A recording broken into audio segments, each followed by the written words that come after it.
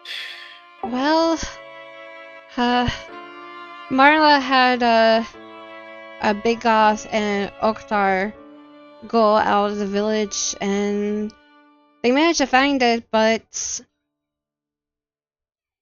it was empty. They did drag it back, but we don't have anything to pull, so it was tedious work bringing it back. God damn it. But I appreciate the effort. What happened to you? You're like knocked out. Like your vitals and your blood seemed normal. I ran some tests, but nothing seemed. Greg, on the other hand, he's experiencing the same thing as you, but unfortunately, he's experiencing the signs that other kids were. He's still experiencing them. Mm-hmm. That's right, shite. Well, I mean, I'm not sure how long ago was this in, but I was in a dream and Greg was there. I don't know if it was a dream or it felt so real, you know? But there was this basically a pool of blood and a skeleton child, and there was this blood golem and some sort of cloaked figure dressed in red, who seemed set on using Greg as some sort of vessel.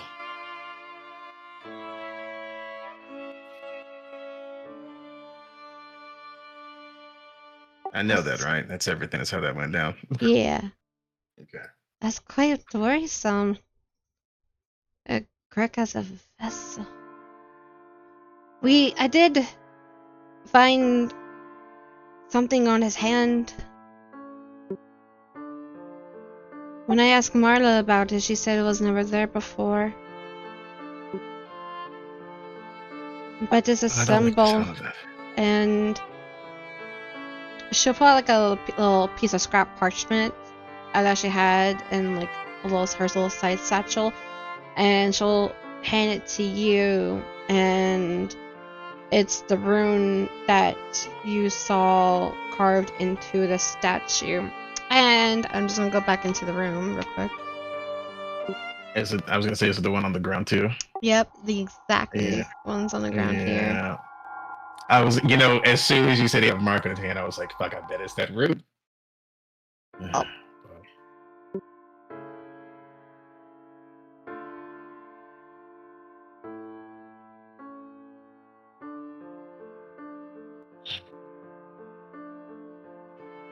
Is this root familiar to you at all? No, I'm not really good with runes, to be honest. Never was my forte. Is it to you? I can tell you it's not good. It's something to do with this vessel.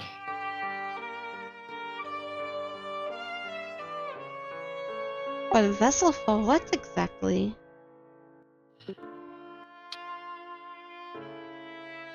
They didn't clarify what, right? They just kept saying vessel. Yeah. I don't remember they actually, yeah. They didn't exactly specify.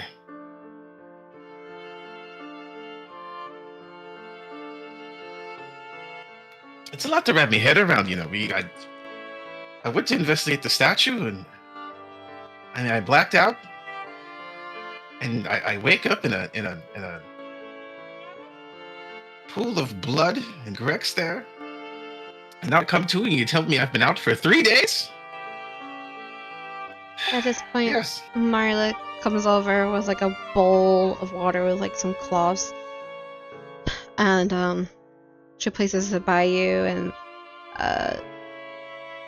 has some fresh water to help pull you down if you need it. Yeah, you and Greg were missing on the full moon. I was trying to find you guys, but I couldn't find y'all. So I just hope that maybe you went out somewhere and Greg was just with you. And then the next morning, Domedia, the nurse, she found you guys lying in front of the headstone.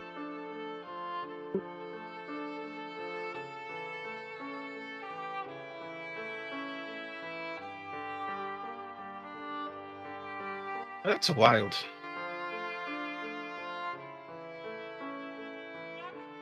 I couldn't quite know what happened, but I guess what's done is done. We'll figure it out. I gotta see what this rune's about. Do you know any place where it would be versed on runes of like this, or any sort of vessels of sacrifices? Full moon sacrifices, especially having to do with blood, it seems. Because it was very bloody down there.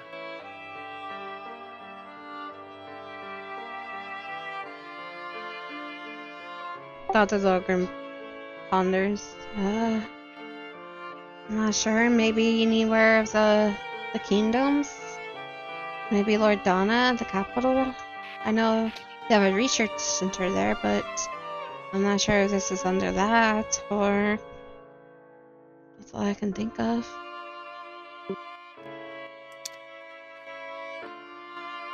Lord Donna, huh? I mean, I was already having had that way in the first place. Just gives me another reason to go there.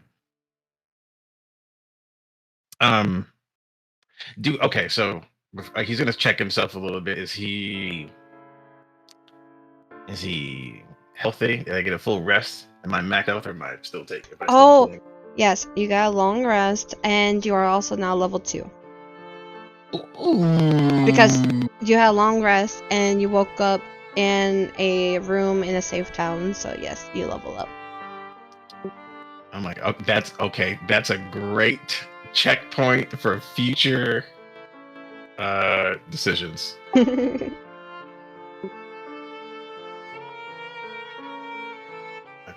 Okay. Yeah, full health. I'll just put my health up for now.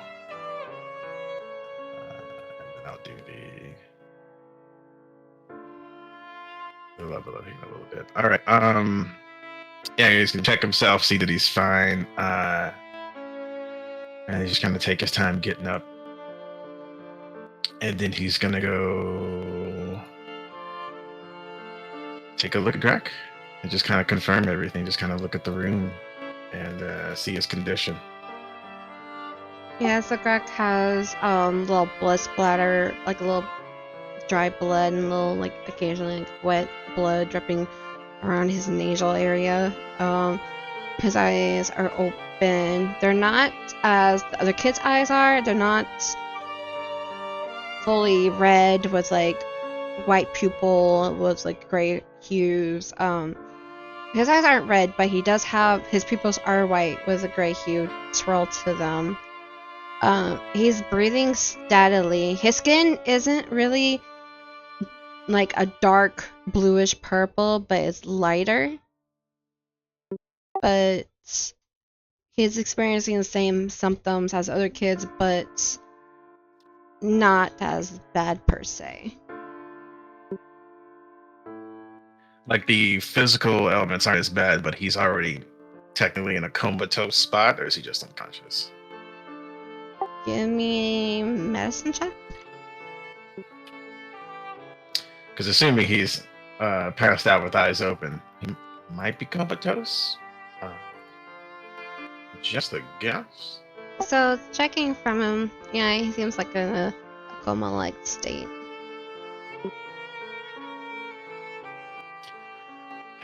Well, that's certainly no pressure on me.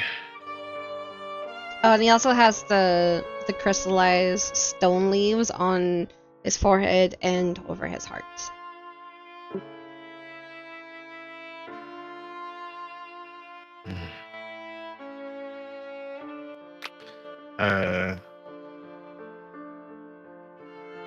Evan's just gonna kind of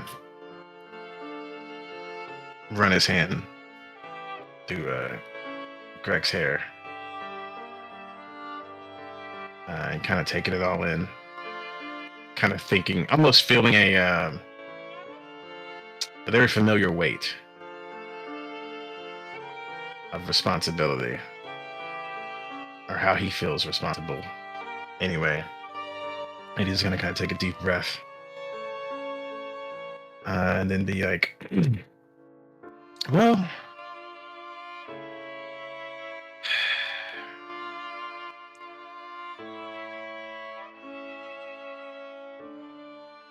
I don't know what to do with Greg. I guess he should be safe here if I go research some runes, but I don't know. I don't know what this is. I assume just the worst version of what was happening to the kids before."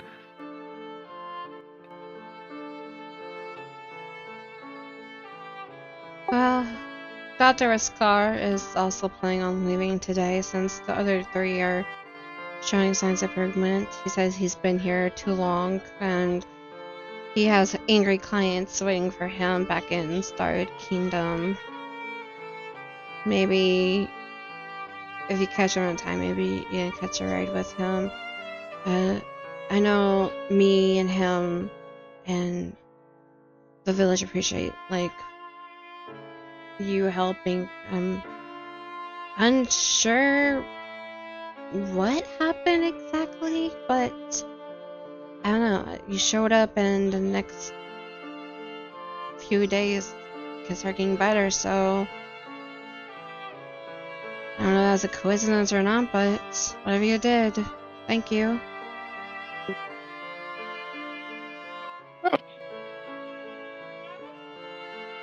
I don't know what to say. Usually on that end, you know. Anyway, I should. How long do you plan on being here?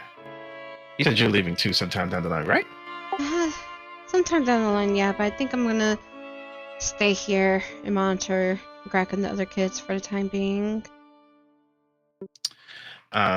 He is going to take a piece of paper from somewhere and kind of write down, draw the rune again. Mm-hmm.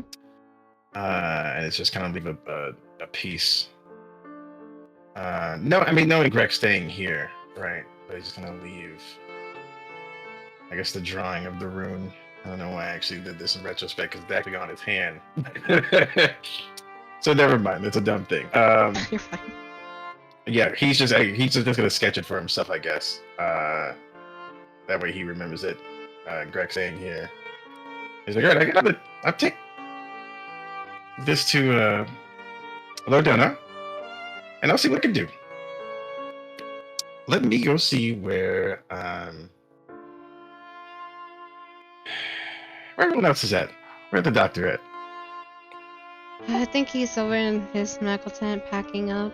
Him and his doctor anyway. Would you like to be updated on the status of the kids in Gark? I very much would. Very much invested in the likes of something like this. I don't much like something endangering the lives of children, you know? Yeah, I don't either. They're so young and pure. And they have the whole lives ahead of them. That they do. Okay, well, I'll keep you posted and updated. I'll send you little messengers, and hopefully it's only good news.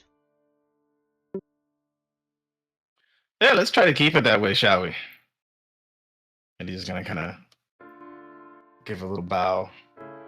I can start grabbing his stuff and head outside.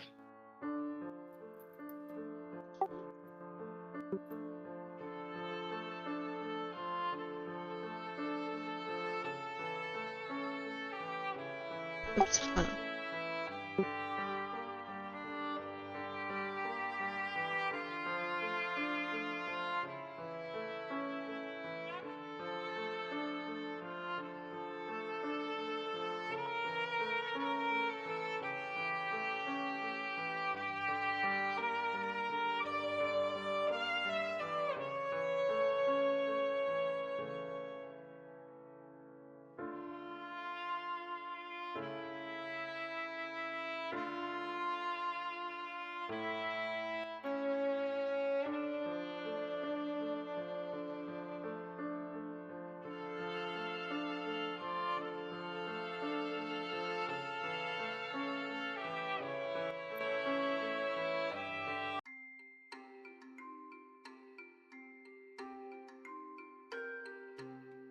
Okay, you go outside. It's bright and sunny. A few clouds float above.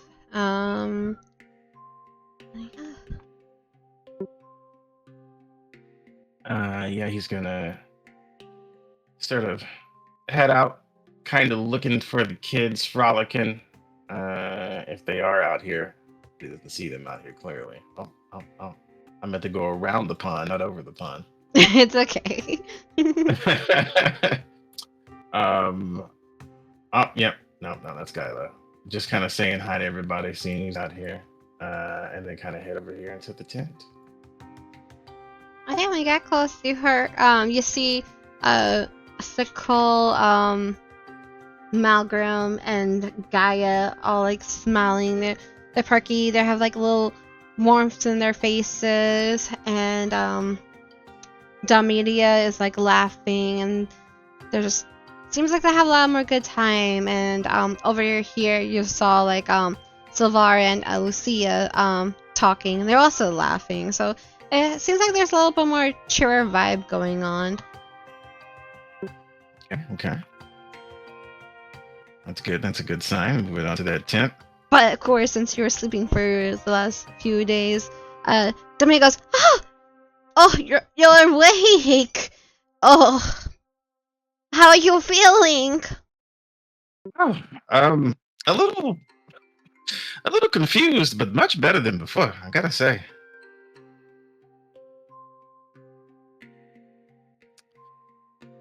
Oh, you look well. Huh? What happened to you? It's a rather long story, but Oh, okay. whatever I did, I think I might have helped, and for that I'm grateful. Oh well, if you did something and well then oh, pardon me, I haven't had my morning tea yet. Well, the kids are looking better, except for I heard Greg now ill, but the other three, they're getting a little bit more color in their skin, and their eyes are going back to normal too, and the blood is, well, going back. I can't believe I'm saying this, but going back to almost regular, seems like. Oh, and I bet. Wonderful news. Oh yes, and this little one right here, Gaia, she's excited to hopefully play with her sister again. Yeah, mister, I'm gonna teach my sister how to play kickball like you taught me and Greg. And then hopefully the other two kids get better, and I'll teach them. And then hopefully Greg wakes up, and all of us will play together. I think that's something great to look forward to. That sounds wonderful. Yeah. Do you have other games to teach me? I want to be the cool kid. You see, I want to teach all the other kids other cool games.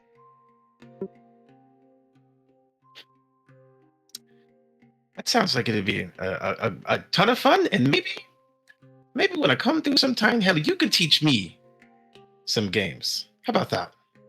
Oh, do you know about hide and poke? Hide and poke? I know about hide and seek. What's hide and poke? Well, hide and poke, someone hides And if you find someone, you have to poke them with a stick. Ooh. Well, that sounds wonderful. We'll have to play sometime. Yeah, it's lots of fun. Except for when one of the boys I can't think of his name, but he likes to try to stab me in my face, and that's not nice. We say you're not allowed to poke in the face. Well, when we play, we'll both poke him right in the tush with sticks. How about that? Ooh, yeah.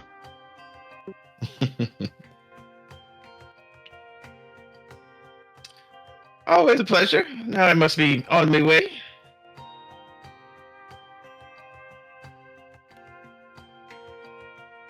Boom, boom, boom. Hit the tent. Is my card out here, or is it? They just never brought it back. They're like, "Fuck it, it's empty." It's not even No. They brought it back. Okay.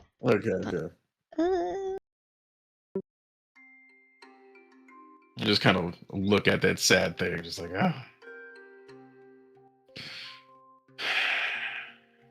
what a disappointment. So you'll see like a hobgoblin, half hobgoblin, half orc looking guy, and like an orc over here by the trees, and you'll see your poor wagon right here.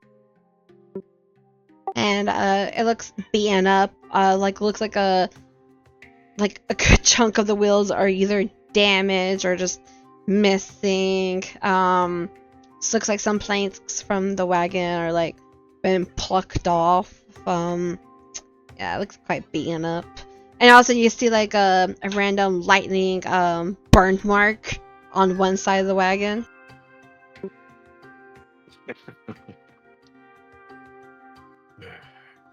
He just kind of has that moment of disgust of like the materials missing. He's like, I'm gonna have to replace all that.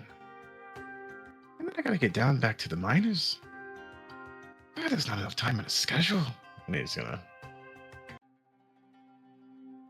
And not to mention, you've been passed out for 3 days, and so now it's like 4 days. So you have like what, 8 days to get to Lordana?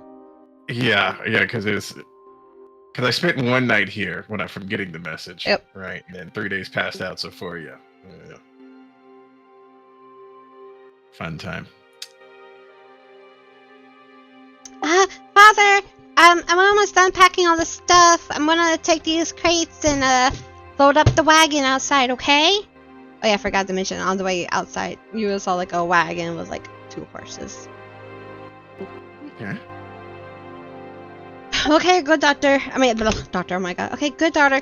I'm just gonna, copy, we'll finish writing up some of these notes up real quick. And you see him like just scribbling away, like he has like a pile of like parchments on his left, and he seems to be like writing on like a different parchment beside him, and then like seems like when he gets done he'll like remove the top layer of the parchment and put it into a different pile and then like continue writing. I was gonna kind of like look around at the kids first, kind of catching the vibe. But as he's looking at them, he is gonna say over to Dr. Whiskar, are you in a rush already? Oh, I see you're awake now. How you feeling? Yeah, well rested after a 3-day nap. Oh, you look good. Okay. I guess perfect timing. Well, first, do you want an update on these kids? Of course. Okay, well, Bola here, her decaying, flesh is starting to heal. Her skin tone is coming back, and it's now from a dark bluish blue, purplish blue. It went to like a more like an olive type of gray. So it's still dark, but it's getting a little bit more of her color back in. Her skin is improving. The redness from the eye slowly seems to be going away. We took her blood sample not too long ago, and he goes over to the pile of papers that he had, digs through it, brings it back, and hands it over to you. This is the blood report. As you can see, it has a little bit more red blood cells than this weird other substance. Kind of looks over it and yes, it looks very healthy. There's a big improvement here. And it goes for the same for these other two. Their skin color is starting to peek through, and the redness of the eyes are starting to fade away. That's good. Which, let me get to the point then. I hear you're heading towards the Started Kingdom. Yeah, I have quite a few angry clients waiting for me. Well, on your way there, you wouldn't be happy to passing by Lord Dona, are you? Lord Donut is much further up north than Starry Kingdom, but I can take you to Starry Kingdom and maybe you can find a transport to Lordana. I'm even supposing that would work. I did get up there because, well, I'm sure you heard about Grek. And there's the case of this rune that I'm sure you've seen already. And I think Lord Dona may have a little bit more insight on this sort of thing.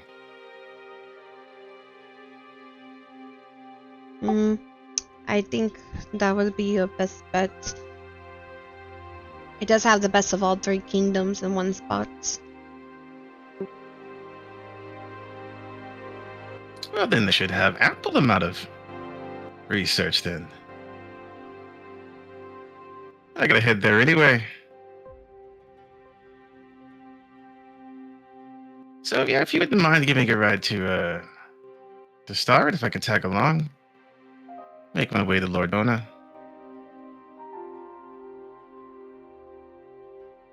I don't see why not. He looks around. Alice, would you be okay with that? Oh yes, of course, Father. I want mine more the merrier. Okay then, you are welcome to join us then. That's great. Is there anything I can help you pack? I did have my own cart for a little bit, but that's all gone now, so I got nothing much to carry with me. And we're all good here. My doctor was finishing up, and I'm just finishing up writing reports. I'm making little copies for myself, so in case whatever this was ends up being elsewhere, I have more research. Likewise. He kind of like pats one of his little chest pockets where his journal is. Smart man, knowledge is power. Agreed. Agreed. It's a dual within him. It's a dual turmoil, right? Because he's like, I gotta get a ride. I gotta get a ride from this guy, but I still don't like him. That's right, yes.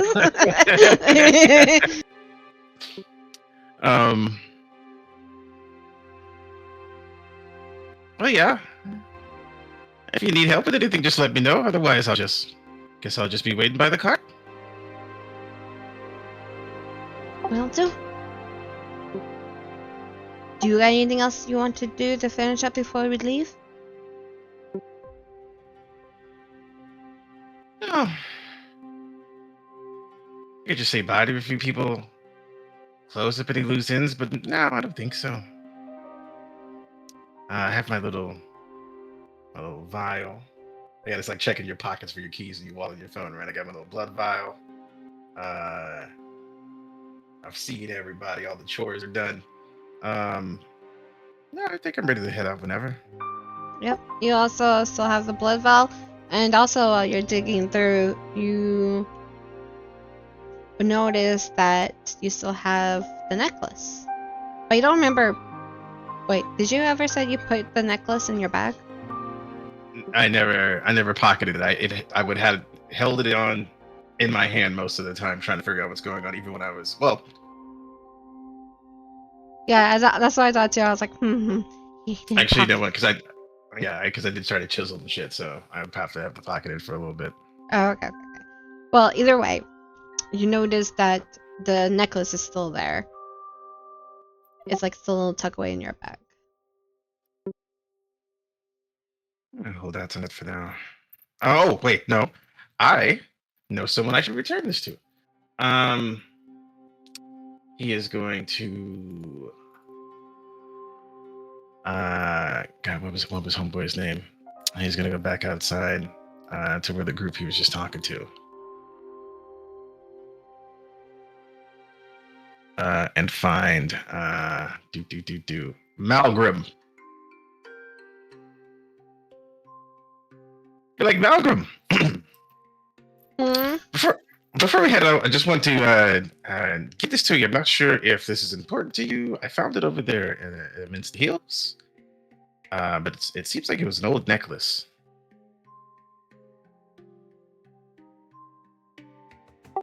What? Yeah.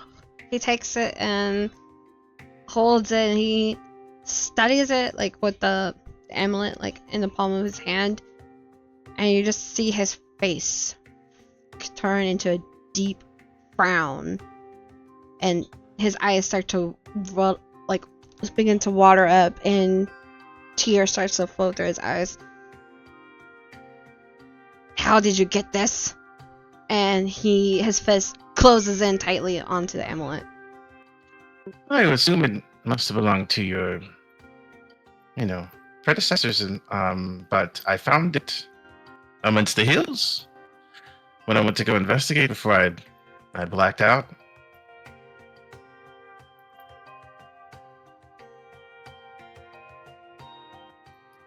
As it goes up to him like, what's wrong? And he slowly like loosens his grip slightly and just shows it, and she goes covers her mouth. How? And she shakes her head. No. It can't be. But what does this mean?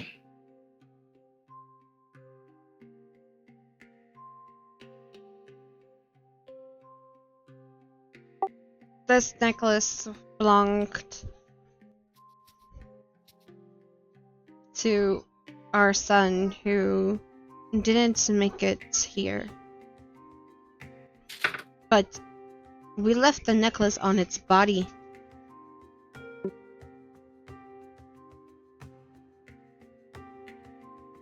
do you mean on its body? Well, it by their son. Okay, I was just making sure. No, you're fine. You're fine. When I said it, I was like, oh, and he asked that question. It's like, oh shit, I gotta be careful. No.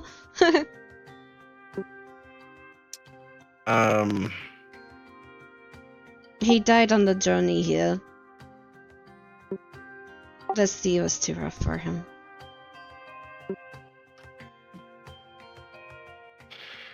But I'm sorry to hear that. That somehow it wound up here, and I feel as if it may belong here with you.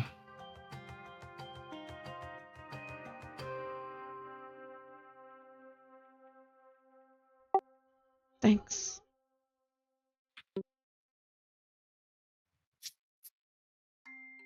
But we left it on him for a reason. We don't want it. And he hands it back over to you.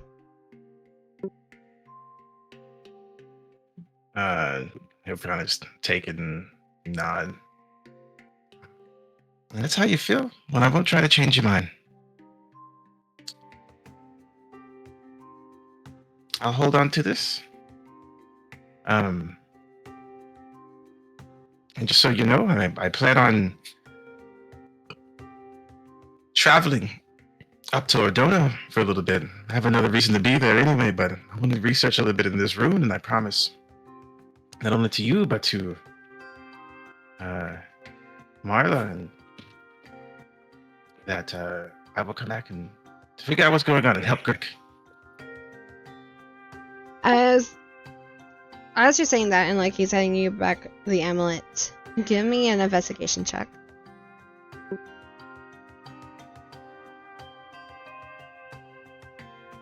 Well, investigation and perception. I'll let you do it either. Okay. Well, ignore the first one because it was a investigation, but the second one's perception. 15? Perfect. Okay. So, weird enough thing is like, the moment Malgram hands you back the amulet, you saw like a faint red glow. And as you're saying what you were saying to Malgram, and like, let's just say like, you flipped over to see the red glow. What you noticed that wasn't there before is also the same rune that you saw in the little cavern, and also what's on Gregor's hand and on the statue is now like a faint red glow on the back of the amulet. Oh no. Okay.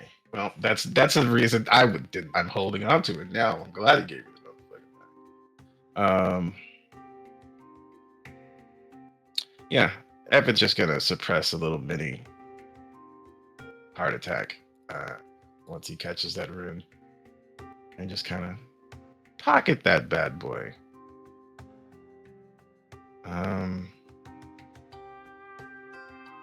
Just say his goodbyes. Oh, sorry. Go ahead. Well, I hope you find answers to the rune.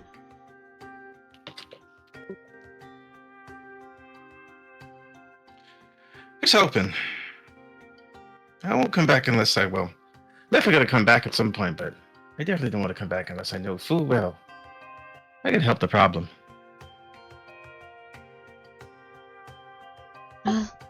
Safe journey, and hope to see you again. Maybe we'll have some new faces here. Here's hoping. May you thrive. Thank you. And he'll meander, I guess. Okay, well, you're nithering away. You hear Gaia be like, "Huh? Dad! What's this about brother? You never told me about brother. I have a brother?" Oh no.